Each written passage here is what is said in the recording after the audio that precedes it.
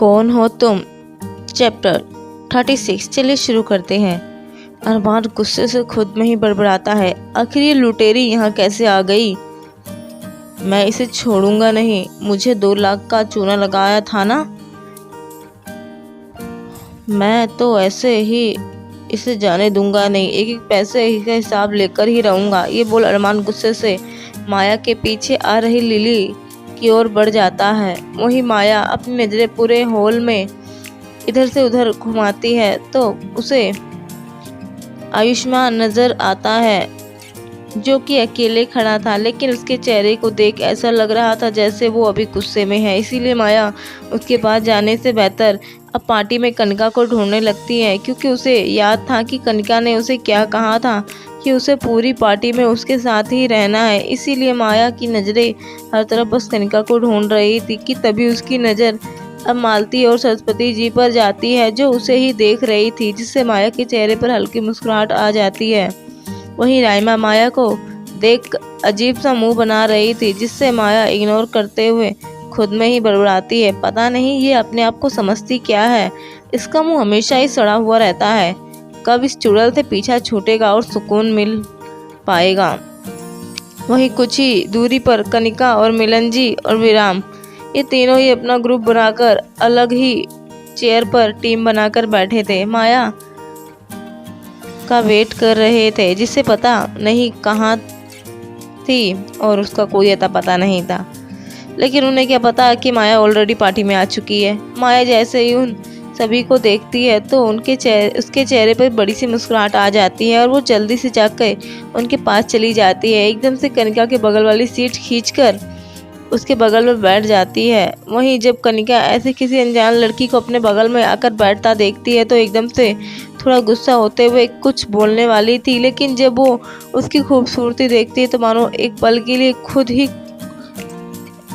सब कुछ भूल जाती है कि उसे क्या कहना है, और फिर वो थोड़ा मुस्कुराते हुए कहती है अपनी प्यारी सी आवाज़ में, सॉरी तुम यहाँ नहीं बैठ सकती, एक्चुअली ये सीट पहले ही किसी और के लिए है। तो माया थोड़ा सैड फेस बनाते हुए उदासी के साथ कहती है, क्या ये किसी और की है? ओह सॉरी, मुझे लगा कि ये शायद मेरे लिए है। और फिर वो मिलन जी की तरफ देख मायूसी के साथ कहती है, क्या डैड आप मुझे अपनी सीट देंगे? सभी लोग माया की आवाज़ सुन एकदम से उसकी तरफ देखने लगते हैं। मिलन जी एकदम से हड़बड़ाकर कहते हैं, माया क्या ये तुम हो? तो माया मुस्कुराते हुए कहते हैं, क्या डैड आपने मुझे भी नहीं पहचाना? This is not fair. Milan ji को तो अपनी आंखों पर यकीन नहीं हो रहा था कि यहाँ ये बैठी लड़की माया ही है। विराम जी और कनिका सभी लोगों के आंखों में हैरानी थी। उन्हें भरोसा ही नहीं हो रहा था कि ये माया है, क्योंकि आज तक माया का ये रूप तो इन लोगों ने कभी देखा ही नहीं था। ऊपर से आज माया माया लग ही नहीं रही थी। कनिका अपनी आंखें मसलते हुए माया के चेहरे को ध्यान से देखते हुए उसके चेहरे को अपने दोनों हाथों में थामते हुए कन्फ्यूजन के साथ कहती है, भाभी सच में आप तो पहचान में ही नहीं आ रही, आप इतनी ज़्यादा खूबसूरत कैसे हो गई? और फिर आपका चश्मा कहाँ गया? और ये सब क्या है? आपके बाल तो पूरी की पूरी कोई डिफरेंट पर्सन लग रही है। क्या आप ही हैं? मुझे तो यकीन नहीं हो रहा। सच में आप कितनी ज़्यादा खूबसूरत लग रही हैं। ऐसा लग रहा है जैसे मैं सपना देख रही हूँ। सच में। माया कनिका का हाथ अपने गलों से हटाते हुए कहती है, अरे बस भी करो, इतने सारे सवाल, वो भी एक साथ। कभी इतने सारे सवाल कॉलेज में प्रोफेसर से भी पूछ लिया करो तो शायद टॉप करोगी। अब तो कनिका को पूरा यकीन हो गया था कि ये उसकी भाभी है, क्योंकि माया सब कुछ छोड़ सकती थी लेकिन उसकी टांग खींचना कभी नहीं।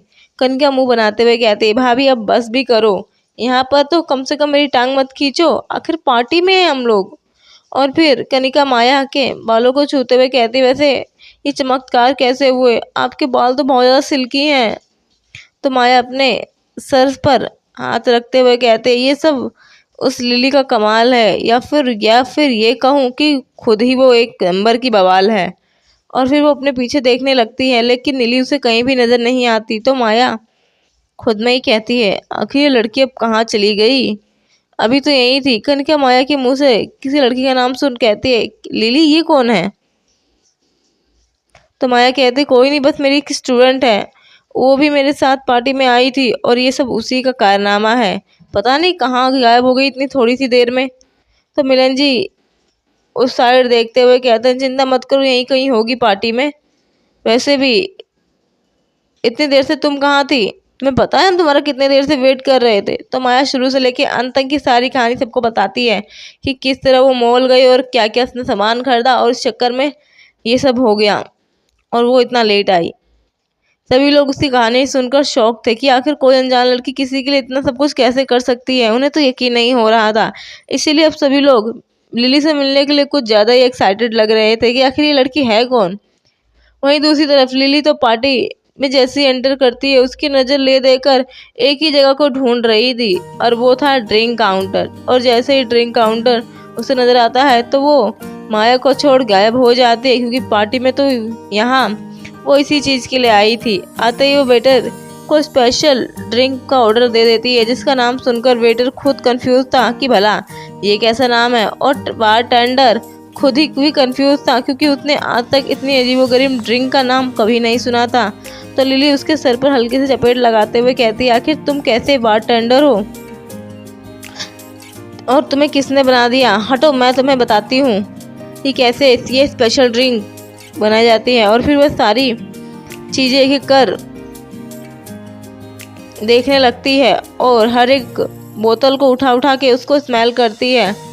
और सारी की सारी बोतल एक नंबर की हाई फाई क्वालिटी की थी और साथ ही सारी महंगी शराब।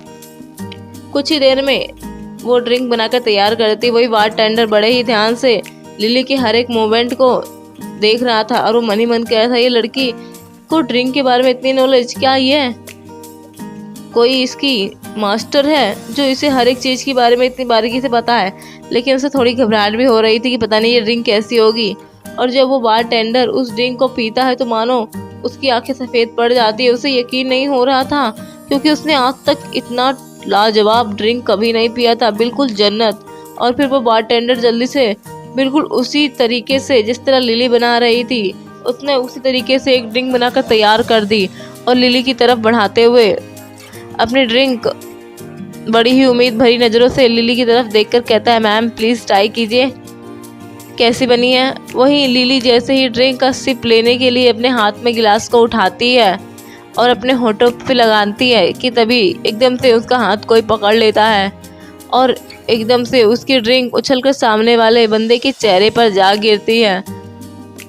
अरमान गुस्से से दांत पीसकर चिल्लाता है, पागल लड़की, ये क्या बदतमीजी है। तो लिली एकदम से उसका हाथ दूर झटकते हुए कहती है, पागल मैं नहीं तुम हो, स्टूपिड, आखिर किसने कहा मेरा हाथ पकड़ने के लिए। वहीं अरमान अपने चेहरे से ड्रिंक को साफ करता है, क्योंकि उसका पूरा चेहरा ड्रिंक से भीग चुका था और उसके चेहरे पर गुस्सा साफ नज़र आ रहा था। वहीं लिली भी अरमान के चेहरे को ध्यान से देखती है तो एकदम से उसकी आंखें बड़ी हो जाती है और मन ही मन कहती है, अरे ये यहाँ क्या कर रहा है? मुझे उस दिन रेस्टोरेंट में मिला था, कहीं ये उस दिन का बदला लेने के लिए तो मेरे पास नहीं आया? इसे याद तो नहीं आ गया? लेकिन अभी तो मेरे पास पैसे नहीं हैं, मैंने तो सारे पैसे शॉपिंग में खर्च कर दिए, अब मैं इसे क्या दूंगी? अब तो मेरे पास ज़्यादा पैसे भी नहीं हैं और अगर इसे दे दिए तो मेरा क्या होगा? मुझे भी सीधे और भी बहुत सारी चीज़ें की पेमेंट करनी है, अगर इसे दे दिया तो फिर मैं तो रोड पर सोना पड़ेगा। नहीं नहीं नहीं, मैं रोड पे नहीं सो सकती। और वैसे भी इसकी शक्ल देखकर तो ऐसा लग रहा है जैसे कि ये मेरा कत्ल करने के लिए आया है। ऊपर से मैंने इसे क्या कर दिया, इसके चेहरे का हुल्ले बिगाड़ दिया, अब तो ये मुझे खा ही जाएगा। लिली जल्दी जल्दी इसको निपटाने के बारे में सोच रही थी कि कैसे वो इस अरमान से अपना पीछे छुड़ाए और यहाँ से रफू चक्कर हो जाए, क्योंकि ये बागड़ बिल्ला तो उसके पीछा छोड़ने के लिए ही नहीं बल्कि पकड़ने के लिए ही आया था। आखिर मैं क्या करूं? मैं अब यही सोच सोच लिली परेशान थी।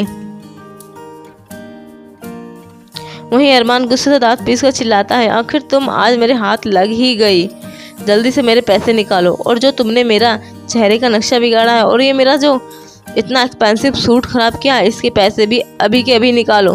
तो लिली एकदम से घबराते हुए कहती है, कौन से पैसे, किसके पैसे, और आखिर तुम हो कौन, किस बात से मुझसे पैसे मांग रहे हो?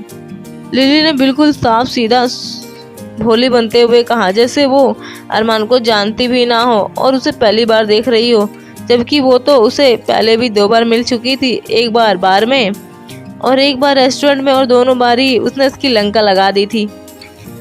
अरमान लिली के ऐसे अनजान बनता देख उसकी बाजू कस के पकड़ते हुए कहता है, तो अच्छा अब तुम मुझे पहचान भी नहीं रही हो, कोई बात नहीं, मैं तुम्हें अच्छे से याद दिलाता हूँ कि तुम्हें कौन से पैसे मुझे देने हैं। तुम्हें रेस्टोरेंट तो याद होगा ना, जहाँ पर तुमने खाया पिया और बिल मेरे नाम पर फाड़ दिया, वो भी अपनी माँ की बीमारी का नाटक करके, मुझे बॉयफ्रेंड बना के चूना लगाया ना। तो लिली कंफ्यूज होकर कहती है, कौन सी बीमारी, कौन सा रेस्टोरेंट।